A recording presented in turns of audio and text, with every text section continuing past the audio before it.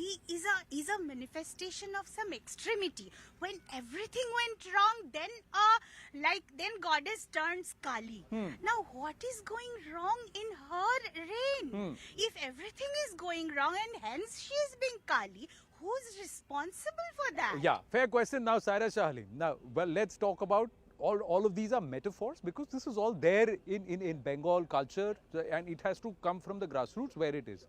In terms of policy, in terms of work, we have also discussed this. Kolkata is one of the safest cities for women across the country and also rated in the world. There is a lot of liberal thinking which there, but there's a life and there's a Bengal beyond Kolkata, right? And the inclusion of women, the education, the kind of intelligentsia, authors, leaders that have come in the past. Do we see that happening now? Is there truly Bengal for women today? Sure, Anand. So I'm representing the progressive side of Bengal, progressive women. So I like to say there are two binaries. One is the metropolitan side of women, which all of us represent, and of course then there's the rural side. Yeah. But let me also tell you one thing, and I'm iterating, let's not undermine the people, the women who are in the rural side, because they might go and work in the fields, but they're very liberated. They work, they're earning members of the family. They travel, they take local transport. When they drop the kids to school, they come back to the fields, and then they are out there at the home doing their chores, their work. So Bengal and women, I think they both are compatible, because Bengal has always encouraged, the liberal thinking. Women have been freedom fighters. Women have been thought leaders.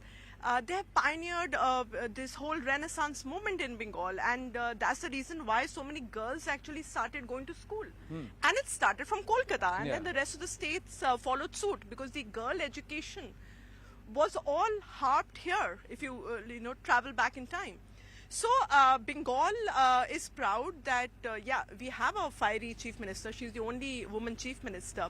And at the same time, it's not, nobody's going to put her on a pedestal just because you're a woman chief minister. Yeah. There have been men who will critique her, and people are critiquing her on public policy. And I feel Bengal represents equal representation. It represents equity, which means equal opportunities. So irrespective, let her be a woman.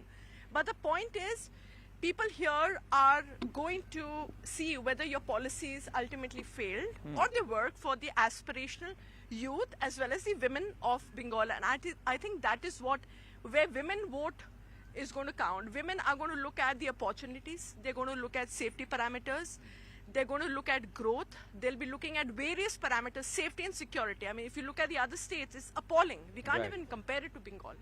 Yeah, no, but I'll tell you what, these parameters may work, say, for Kolkata, and if you look at it, Bengal otherwise, then it may be a totally different story here. That, like I said, there is a world which is Kolkata, and there is a world which is different outside and across Bengal. And there, let me ask you this. Is there actual equal representation in terms of thought, in terms of policy, in terms of people, in terms of leadership, in terms of opportunity, or has the Trinamool Congress not been able to deliver? For a Mamata Banerjee to claim and call on the women card, it's a very emotional card, very well thought out, and political strategy wise very well thought out. But does that actually resonate on ground? Anand, a couple of years ago, she had used a statement is very silent, but I'll get him to speak in some time. Don't stand and sleep in the corner, my friend. No, I'm just here. Few years ago, Miss Mamata Banerjee, she was called out for making a very sexist comment called Sajano Ghatna, regarding the Susan Jordan case, the famous Park Street rape. So it's not only men who perpetuate misogyny and patriarchy. Sometimes women also have said such outlandish things, demeaning, women. This very unfortunate Park Street reason, the whole incident was called out by you. They said, look, even if a woman is a prostitute, if firstly she was not, and even if a woman is a prostitute or somebody who's doing other things, or if she's going to a bar, that is her personal choice. You don't need to, kind of insinuate that just because she was out at a bar and she left her young children at home, that is the reason she got raped. No, I'm sorry. And as women, irrespective of our political affiliation, irrespective of our political stance, we will call out any kinds of misogyny and patriarchy. Correct. Please. Saira, I completely agree with you here. Not only the girl at Park Street, you know very well there was an 84-year-old woman yesterday or day before who was beaten up. She's somebody's mother, for heaven's sake. There was few days back, there was another 72-year-old woman, again a BJP Karyakarta's mother, who was beaten up. Very recently, right in the heart of Kolkata, a little child, a 9-year-old child, was raped mercilessly. I mean, they are also Bengal ki Beti. Not only us who are, today we are decked up and standing here. We at least have a voice to speak. We are on a political forum or a non-political forum, or we are educated enough. I have been president of a Chamber of Commerce ladies wing, and like you were saying about, you were asking about a rural thing. Let me just tell you one little story. It will take about 10 seconds or so. We were doing a survey in Tomluk, where in Nandigram is right now the battleground, and a few years back, Trinamool had already come into power. So we were doing a survey, and I was part of the survey as the president of the ladies wing there. And I was calling out to people. I have a very loud voice. If you haven't heard it yet, in my party, people say that I have an mic collar. You don't need a mic for my voice. Fuad, in fact, knows that. We agree. So I was, calling out, "Barite ke ache, barite ke ache." So there was a female voice from inside who said, "Barite kyun nahi?" So I was apt. Here's a voice calling out and saying, "Barite kyun nahi?" So I said, "Tumi ke?" Asking the female voice, "Ami kyun nahi?" The rest of the story goes that I called her out and all that. But the point is that the woman still, till today, even when you were celebrating 8th March as International Women's Day, till date we have a woman chief minister who's screaming out Bangla Nijer Meke Debe and all that, who has a foot sticking out in a plaster, or whatever reason it may be. We still have women who still don't think that they are part of the family. That is sad. Anand, I want to make a point because you brought in rural women, and I think it's so important that you're, making the debate very inclusive. So recently I went with my family to Shantiniketan, right? And your viewers will know Shantiniketan is very famous for handicrafts. Yeah. Shonibarer Mala, Shona Jurir Hat. So I was, because I have an interest in women, I was just generally talking to the women that how has COVID affected you and everything. And what they told me is, Didi, COVID to theek ache, but we are harassed by local dadas.